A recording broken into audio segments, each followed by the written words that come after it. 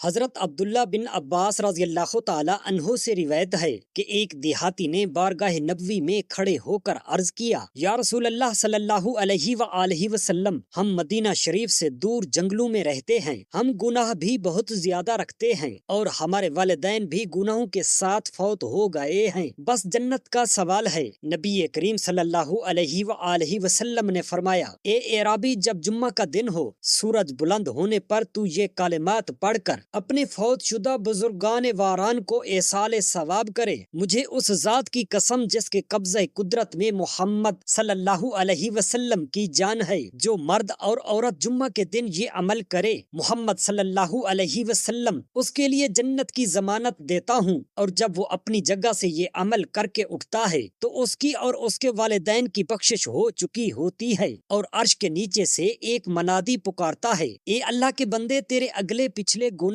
بخش دیے گئے ہیں اور تیرے والدین کو بھی بخش دیا گیا ہے۔ وہ عمل یہ ہے۔ بسم اللہ الرحمن الرحیم۔ السلام علیکم ورحمۃ اللہ۔ محترم ناظرین، امیر المؤمنین حضرت سیدنا عمر فاروق رضی اللہ تعالی عنہ سے روایت ہے کہ سرکار دو جہاں صلی اللہ علیہ وآلہ وسلم نے ارشاد فرمایا، خشک اور تری میں جو مال برباد ہوتا ہے وہ زکوٰۃ ادا نہ کرنے کی وجہ سے ہوتا ہے۔ اور حضرت بریدہ رضی اللہ تعالی عنہ سے روایت ہے کہ حضور نبی اکرم صلی اللہ علیہ وآلہ وسلم نے فرمایا، جو قوم زکوٰۃ نہ دے گی اللہ تعالیٰ اسے قحط میں مبتلا کرے گا، کہ زکوٰۃ نہ دینا مال و دولت کی بربادی کا سبب ہے۔ اگر آپ چاہتے ہیں کہ اللہ رب العزت کی دی ہوئی نعمتوں سے بھرپور فائدہ اٹھائیں تو اپنے مال کی زکوٰۃ ادا کریں۔ زکوٰۃ کی برکت سے مال محفوظ ہو جائے گا۔ صلبہ بن حاتب ایک نہایت ہی مفلس مسلمان تھے۔ وہ رب قدیر کی بارگاہ میں بہت ہی زیادہ سجدے کیا کرتے تھے۔ ان کے کثرت سجود کی وجہ سے ان کے ماتھے پر داغ ہی نہیں بلکہ ان کا ماتھا گھٹنے کی طرح پھول گیا تھا، مگر وہ نماز پڑھ کر سب سے پہلے مسجد سے نکل جاتے تھے۔ ایک مرتبہ سرکار دو عالم صلی اللہ علیہ وآلہ وسلم نے ان سے دریافت فرمایا کہ اے صلبہ، تم مسجد سے نماز پڑھ کر سب سے پہلے کیوں نکل جایا کرتے ہو؟ وہ عرض کرتے ہیں، یا رسول اللہ صلی اللہ علیہ وآلہ وسلم، میرے پاس صرف یہی ایک لباس ہے، لہٰذا جب میں نماز پڑھ کر اپنے گھر کو واپس جاتا ہوں تو اسی لباس کو پہن کر میری بیوی نماز پڑھتی ہے۔ یا رسول اللہ صلی اللہ علیہ وآلہ وسلم، میرے لیے اللہ تعالیٰ سے دعا فرمائیں کہ اللہ تعالیٰ مجھے مال کی فراوانی عطا فرمائے۔ سرکار دو عالم صلی اللہ علیہ وآلہ وسلم نے ارشاد فرمایا، اے صلبہ، تمہارے لیے مفلسی ہی بہتر ہے۔ لیکن صلبہ رضی اللہ تعالیٰ عنہ نے حضور اکرم صلی اللہ علیہ وآلہ وسلم کی بات نہ مانی اور اپنی بات پر باضد رہے تو سرکار کون و مکان صلی اللہ علیہ وآلہ وسلم نے ارشاد فرمایا، اے صلبہ، تمہیں کون سا مال پسند ہے؟ انہوں نے عرض کیا، یا رسول اللہ صلی اللہ علیہ وآلہ وسلم، مجھے سب سے زیادہ بکریاں پسند ہیں۔ سرکار دو عالم صلی اللہ علیہ وآلہ وسلم نے ان کے لیے دعا فرما دی۔ ابھی کچھ دن ہی گزرے تھے کہ صلبہ کو اللہ تعالیٰ نے بکریوں کا ایک ریوڑ عطا فرما دیا۔ آہستہ آہستہ ان بکریوں کی تعداد بڑھتی گئی، حتیٰ کہ صلبہ کو مدینہ کے باہر ایک میدان میں پناہ لینی پڑی، اور جب بکریوں کی تعداد بہت زیادہ ہو گئی تو صلبہ کو مدینہ سے دور جنگل میں پناہ لینا پڑی۔ ان بکریوں کی وجہ سے ان کی مشغولیت بڑھتی گئی،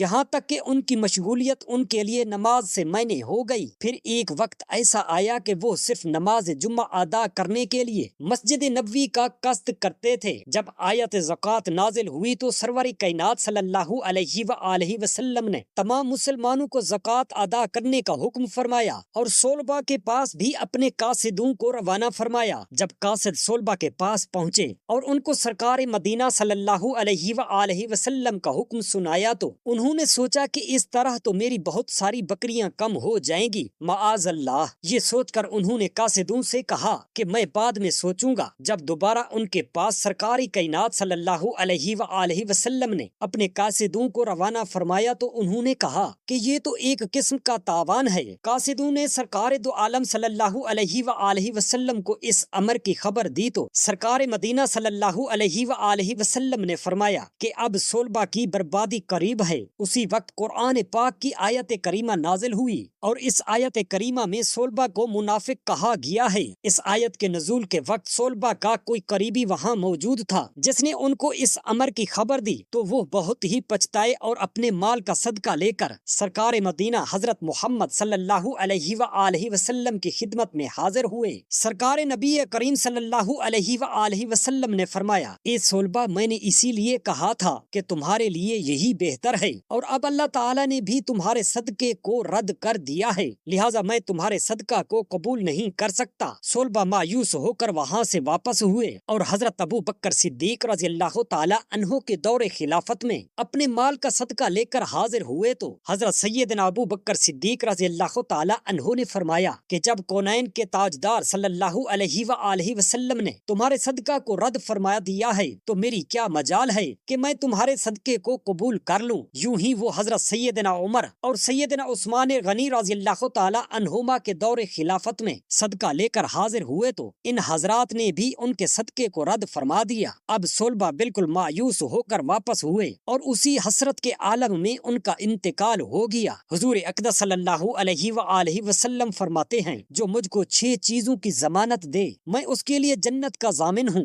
راوی کہتے ہیں کہ میں نے عرض کیا، یا رسول اللہ وہ 6 چیزیں کیا ہیں؟ اللہ کے محبوب نبی صلی اللہ علیہ وآلہ وسلم نے ارشاد فرمایا، نماز، زکوٰۃ، امانت، شرمگاہ، شکم اور زبان۔ زکوٰۃ دینے والوں کے لیے آخرت کی زندگی میں جنت کی خوشخبری ہے۔ جنت ایک ایسی جگہ ہے جہاں نہ کوئی خوف نہ کوئی غم، ہر طرح کے خوف و خطر سے انسان آزاد اور سکون میں ہوگا، اور وہاں اتنی آسائشیں ہوں گی کہ انسان دنیاوی زندگی میں تصور بھی نہیں کر سکتا۔ اور یہ عظیم مقام ان لوگوں کے لیے ہے جو لوگ اہل ایمان ہوں گے، نیک اور صالح اخلاق کے مالک ہوں گے، اور ان تمام صفات کے حامل ہوں گے جو کہ ایک مومن کے لیے ضروری ہوتے ہیں۔ تو ایسے لوگوں کو جنت کا وارث بنا دیا جائے گا۔ اس سے معلوم ہوا کہ زکوٰۃ دینے والوں کے لیے جنت کی وراثت ہے، کہ جنت ان کے لیے ہے اور وہ جنت کے لیے فردوس جنت کا سب سے اعلیٰ درجہ ہے، اور مؤمنین کے لیے اسی کی بشارت ہے۔ حضرت ابو ایوب انصاری رضی اللہ تعالی عنہ فرماتے ہیں کہ ایک شخص نبی کریم صلی اللہ علیہ وآلہ وسلم کے پاس آیا اور عرض کرنے لگا کہ سرکار مجھے ایسا عمل بتا دیجئے جو مجھے جنت میں داخل کر دے۔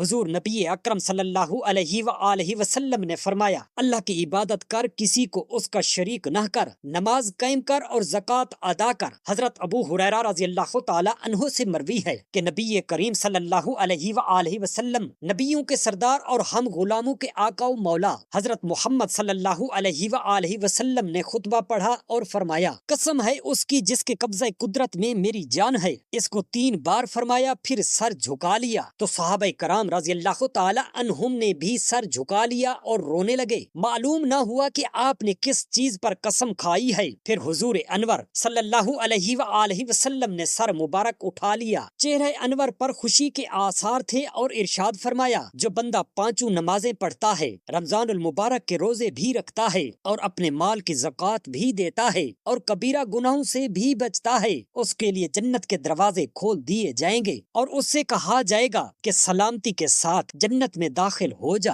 حضرت انس رضی اللہ تعالی عنہ کا بیان ہے کہ رسول اللہ صلی اللہ علیہ وآلہ وسلم نے فرمایا کہ جب اللہ تعالی نے زمین کو پیدا فرمایا تو وہ ہلنے لگی۔ اللہ تعالی نے پہاڑوں کو پیدا فرمایا اور زمین کو پہاڑوں کے سہارے پر ٹھہرا دیا۔ یہ دیکھ کر فرشتوں کو ان کی طاقت پر بڑا تعجب ہوا، اور انہوں نے عرض کیا کہ اے پروردگار، کیا تیری مخلوق میں پہاڑوں سے بھی بڑھ کر کوئی طاقتور چیز ہے؟ اللہ تعالی نے ارشاد فرمایا کہ ہاں، لوہا۔ فرشتوں نے عرض کیا کہ تیری مخلوق میں لوہے سے بھی بڑھ کر طاقتور کوئی چیز ہے؟ تو فرمایا ہاں، آگ ہے۔ فرشتوں نے پوچھا کیا آگ سے زیادہ طاقتور کوئی مخلوق ہے؟ اللہ تعالیٰ نے فرمایا ہاں، پانی ہے۔ پھر فرشتوں نے عرض کیا کہ کیا تیری مخلوق میں پانی سے زیادہ طاقتور کوئی چیز ہے؟ تو ارشاد ہوا کہ ہاں، ہوا ہے۔ یہ سن کر فرشتوں نے سوال کیا کہ تیری مخلوق میں ہوا سے بھی بڑھ کر کوئی چیز طاقتور ہے؟ تو حکم ربانی سے جواب ملا کہ ہاں، ابن آدم یعنی کوئی بھی بندہ وہ اپنے دہنے ہاتھ سے صدقہ دے اور بائیں ہاتھ سے چھپائے، صدقہ اس قدر چھپا کر دے کہ دائیں ہاتھ سے صدقہ کرے تو بائیں کو خبر نہ ہو۔ اس طرح صدقہ کرنے والا پہاڑ، لوہا،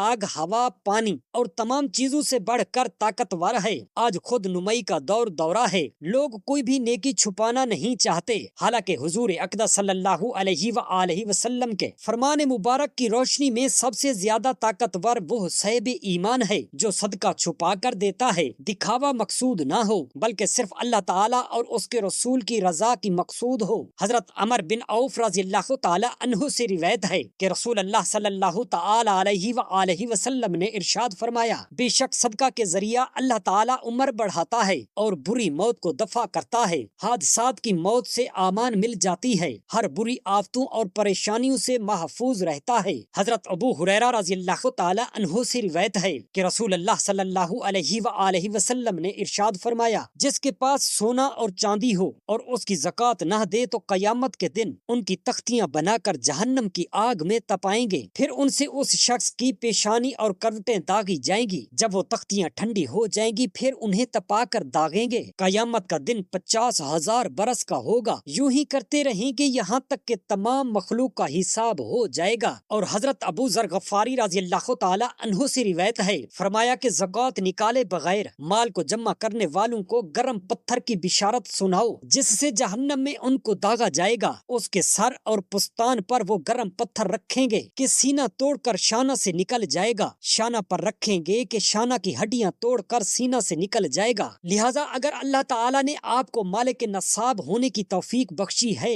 और आप पर ज़कात फर्ज है तो ज़कात की अदायगी में कोताही हरगिज न करें, वरना अपने आप को जहन्नम का सख्त अजाब बर्दाश्त करने के लिए तैयार कर लें। हजरत अब्दुल्ला बिन मसऊद रज़ियल्लाहु ताला अन्हुमा से रिवायत है कि रसूल अल्लाह सल्लल्लाहु अलैहि वसल्लम ने इरशाद मुबारक फरमाया, जो शख्स अपने माल की ज़कात न देगा वो माल कयामत के दिन गंजे अजदहे सांप की शक्ल बनेगा और उसके गले में तोक बनकर पड़ेगा। और हजरत सुबान रज़ियल्लाहु ताला अन्हु से रिवायत है कि रसूल अल्लाह सल्लल्लाहु अलैहि वसल्लम ने इरशाद फरमाया, जो बंदा अपने माल की ज़कात निकाले बगैर मर गया तो कयामत के दिन वो माल गंजे अजदहे की शक्ल में होगा जिसके 2 फन होंगे और वो उसके पीछे दौड़ेगा। वो शख्स कहेगा, खराबी हो तेरे लिए, तू कौन है? वो कहेगा, मैं तेरा वही खजाना हूँ जिसे तूने बगैर ज़कात अदा किए दुनिया में छोड़कर आया है। फिर उसके पीछे दौड़ता रहेगा यहाँ तक कि वो मजबूर होकर उसके मुंह में अपना हाथ दे देगा। वो अजदहा उसके हाथ को चबाएगा यहाँ तक कि पूरा जिस्म चबा जाएगा। जिस माल का बंदा ज़कात निकाले बगैर मर जाता है तो रहमत आलम सल्लल्लाहु अलैहि वसल्लम के फरमान की रोशनी में वो माल कयामत के दिन गंजे सांप की शक्ल में उस शख्स के पीछे दौड़ेगा। अल्लाहु अकबर। दुनिया में हमारे जमा किए हुए माल से दूसरे लोग फायदा उठाएंगे और कयामत के दिन जिसका माल था वो सांप के अजाब का मुस्तहिक हो जाएगा। अमीरुल मोमिनीन हजरत सैयदना फारूक आजम रज़ियल्लाहु ताला अन्हु से रिवायत है कि सरकार दो जहां सल्लल्लाहु अलैहि वसल्लम ने इरशाद मुबारक फरमाया, खुशकी और तरी में जो माल बर्बाद होता है वो ज़कात अदा न करने की वजह से होता है। और हजरत बरीदा रज़ियल्लाहु ताला अन्हु से रिवायत है कि हुजूर नबी अकरम सल्लल्लाहु अलैहि वसल्लम ने फरमाया, जो कौम ज़कात नहीं देती अल्लाह सुब्हानहु व तआला उसे कहत साली में भेज देगा। हजरत अब्दुल्ला बिन अब्बास रज़ियल्लाहु ताला अन्हु से मरवी है कि नबी पाक साहिब लौलाक हजरत मोहम्मद मुस्तफ़ा सल्लल्लाहु अलैहि वसल्लम ने फरमाया, जो शख्स जुम्मा के दिन ये अमल करता है उसकी बख्शिश और उसके वालिदैन की बख्शिश का जामिन मोहम्मद सल्लल्लाहु अलैहि वसल्लम हूँ। एक देहाती ने बारगाह नबवी में खड़े होकर अर्ज किया, या रसूल अल्लाह सल्लल्लाहु अलैहि वसल्लम, हम मदीना शरीफ से दूर जंगलों में रहते हैं, हम हर जुम्मा को आपकी खिदमत में हाजिर नहीं हो सकते। मुझे कोई ऐसा अमल बताएं कि जब मैं अपनी कौम के पास जाऊं तो उन्हें जुम्मा के कायम मकाम बता सकूं। नबी करीम सल्लल्लाहु अलैहि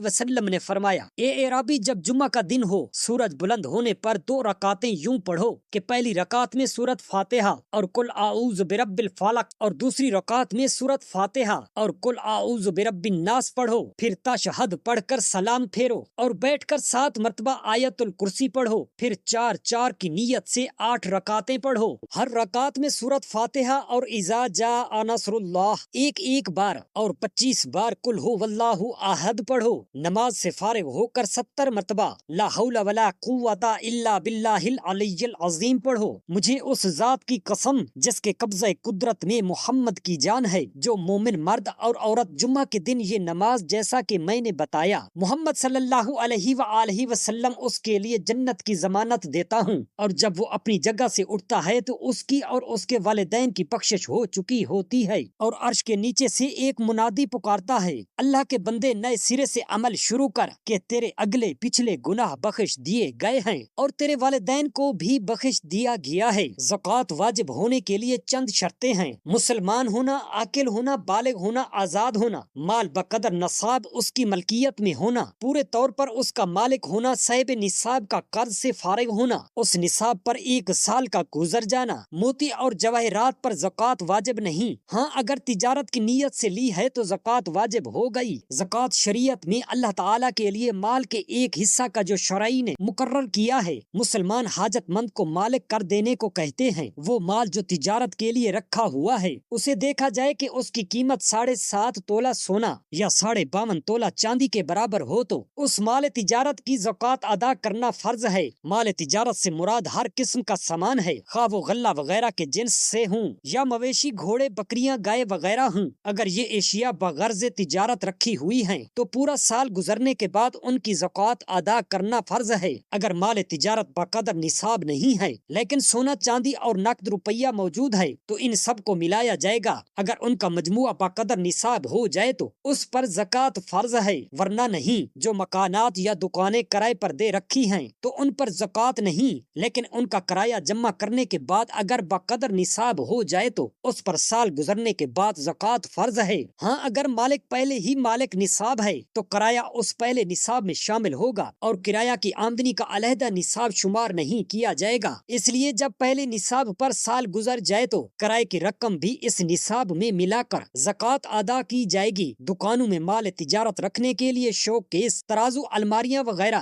نیز استعمال کے لیے فرنیچر، سردی گرمی سے بچاؤ کے لیے ہیٹر اور ایئر کنڈیشنر وغیرہ اور ایسی چیزیں جو خرید و فروخت میں سامان کے ساتھ نہیں دی جاتی بلکہ خرید و فروخت میں ان سے مدد لی جاتی ہو تو ان پر زکوٰۃ فرض نہیں، کیونکہ یہ تجارت میں حوائج اصلیہ میں شامل ہیں۔ زکوٰۃ فرض ہونے کے لیے مال و دولت کی ایک خاص حد اور متعین مقدار ہے جس کو شریعت کی اصطلاح میں نصاب کہا جاتا ہے۔ زکوٰۃ اس وقت فرض ہوتی ہے جب مال بقدر نصاب ہو۔ نصاب سے کم مال و دولت پر زکوٰۃ فرض نہیں۔ سونے کا نصاب 7.5 تولہ ہے اور چاندی کا نصاب 52.5 تولہ ہے، اور مال تجارت کا نصاب یہ ہے کہ اس کی قیمت سونے یا چاندی کے نصاب کے برابر ہو یا سونے چاندی کی نقد قیمت بصورت روپے ہوں۔ زکوٰۃ فرض ہے، اس کا منکر کافر اور نہ دینے والا فاسق اور قتل کا مستحق ہے، اور ادا میں تاخیر کرنے والا گنہگار اور مردود الشہادہ ہے۔ اللہ سبحانہ و تعالی سے دست ادب دعا کرتے ہیں ہم تمام مسلمان بہن بھائیوں کو جو صاحب اطاعت ہوں صدقہ زکوٰۃ دینے کی توفیق عطا فرمائے،